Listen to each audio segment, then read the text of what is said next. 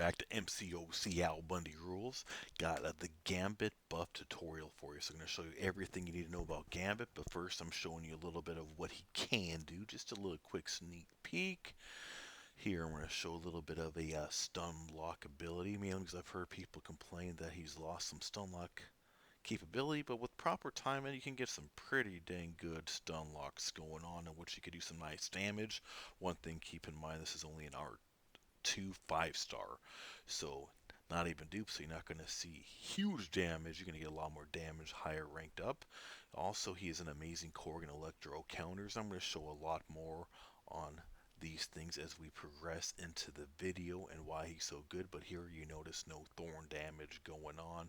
We're going to see something similar in Electro. But now let's get into the tutorial. Start with the kinetic charges and prowess.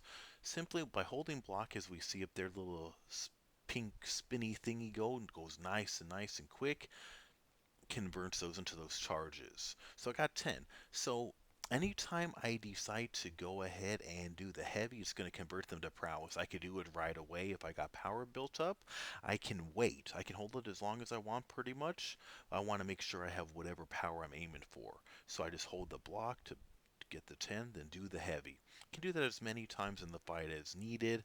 However, you have to wait for the prowess time to end on the timer before you can go ahead and get 10 more. I mean, you can't keep stacking over and over and over again, which would be nice if you could.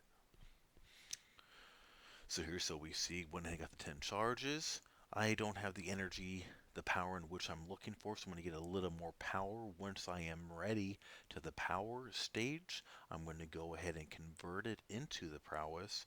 I want to get a little bit of a higher special attack. I wanted to do the S3, and I want to be able to chain a little bit extra because the timer stays even after I launch the special, meaning I can chain a few special attacks if I'm quick and if I manage this correctly. This is about power management right here. You'll see the timer had stopped during the special. I still got a lot of prowess left even after I got that attack off, so I can launch several more if I want to. Here in this we will see similar. I am getting those prowess going. We're getting the charges first, which I will then convert into the prowess. So here again, getting some power up before I convert them.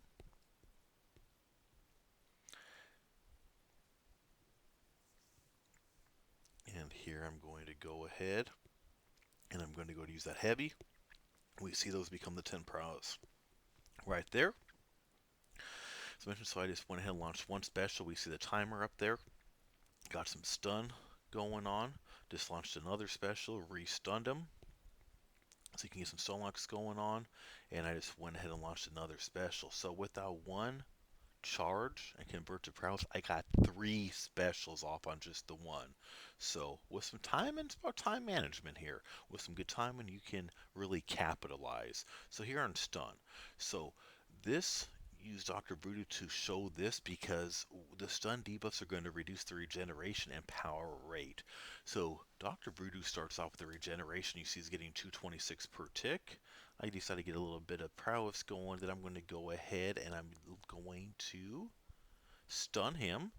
And look, I went from 226 a tick down immediately to 34 a tick. So huge difference. You can use it on all these regeneration champs. Great heal issue. And he also saw that power greatly reduce while I had the stun going on. And here you're going to see, look at this power while I got the stun on. And this is especially true when you see the power on some of the stun locks I'm going to do in the video. Here, medium, heavy, special 1, special 2, so lights. So you can do whatever attacks here on this Korg and not worry about it because we got a 100% chance for 0.20 seconds for passive effects not going, meaning I'm not going to get that thorn damage. I don't get it from lights on Korg anyway, so I can do whatever attacks I want on Korg right here. I can just go to town on him.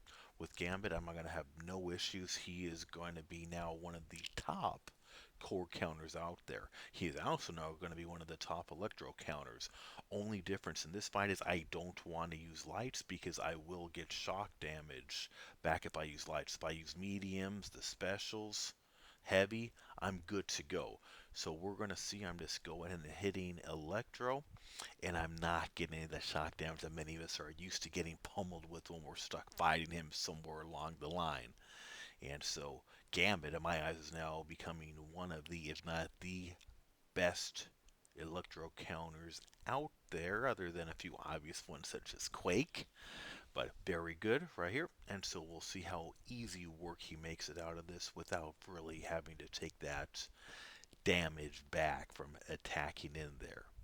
So nice simple fight with this technique. Again, with this one, just simply avoid using the lights. Can use pretty much everything else.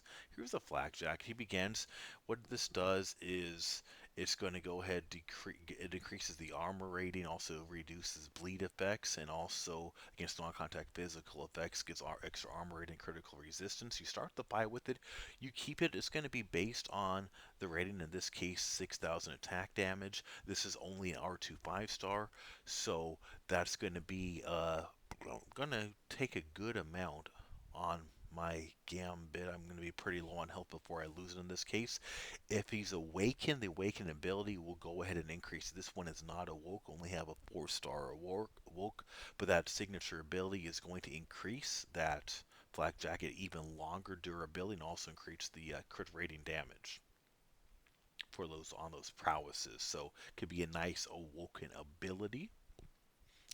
So we are going to see in here is I'm going to take some hits on purpose so we can go ahead and look at my flak damage getting broken.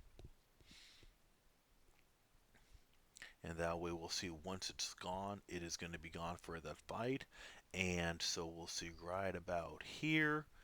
Boom, took enough damage, took the cap. It is now gone for the fight. Meaning I'm going to lose some armor for the rest of the fight. Special attacks. They do not have an armor buff. All hits gain 20% ability accuracy. And here's starting off with the special one. 2.5 seconds stun, 85% chance. And so we see the stun, pretty good damage too. Keep in mind, again, this is only an R2 5-star. So for that kind of damage, not too bad at all for a very low rank. And then with proper timing, you can get these long stuns. And I showed a little bit of this earlier. Just watch how long this stun can go. In just a matter of time, it kind of takes a couple practices, feel the timing. You can also do the S1s, which I'm getting these stuns after an S3, which also the S3 is going to give me a couple stuns I'm going to show in a moment as well. So it's about a mix and a matching. And again, like I showed a little bit ago, stuns can be used to reduce power rate and regeneration. So keeping those stuns going can be very beneficial. Attack 2 gives a much larger attack. It also gives you a concussion debuff for 13 seconds, reducing the ability accuracy, which is very good. This is where you're going to get most of your attack power, again, with your prowess up, but it's going to be depend a lot if it crits or not, of course. But we will see some pretty nice attack ability if you get those crits going. In this case, again, only an R2 5-star, and between the two hits in that S2, we got over 37,000 damage from a very low ranking unawoke 5-star, showing he can seriously do some damage. Here's the S3, 85% chance to inflict up to 2 5-second stun debuffs. So, as I was mentioning a moment ago, you can chain these, some S1s after this to keep the stuns going. So in that one case, it kind of finished off Korg, but we're going to see another S3 going on here. So we are going to get these 2 5-second stun debuffs going on. Give me plenty of time to get some more power up, which will allow me to get some more stun buffs going on. So in this case, she is stunned. You look at the power rate. Notice the power rate is not barely moving at all in this case. If this was regeneration, you'd see the same there. And now you see how I was able to use that time to get some S1 stuns going on chain off of there as well. So now we're going to see another special 3 going on. Again, we're going to see those wonderful, nice long stuns. We saw some pretty good S3 damage for only an R2 right there. Can pack a punch as long as you go ahead and have those prowess up. Very important right there. And you see, not only do you get those hits, you get a lot of hits in afterwards. And we're seeing I'm doing a ton of damage after that S3 thanks to the stun and chaining some stuns from S1s immediately thereafter. So Gambit's a timing character pretty much. So tips for using Gambit. So on the first tip, I'm going to go ahead and show you is going to be about building up the 10 prowess. Very important. Then use the S2 when I normally recommend for at least on the big damage you want to get. So very easy. We get those 10 charges. When you're ready, when you got your power bar where you want it, go ahead and convert them with that heavy into prowess. Nice and simple. Then go ahead and let loose. In this case, I want to do an S2. So when I got it there, and now we're going to see, we see the 11,000, and then we see the 26,000, that 37,000 S2 right there damage.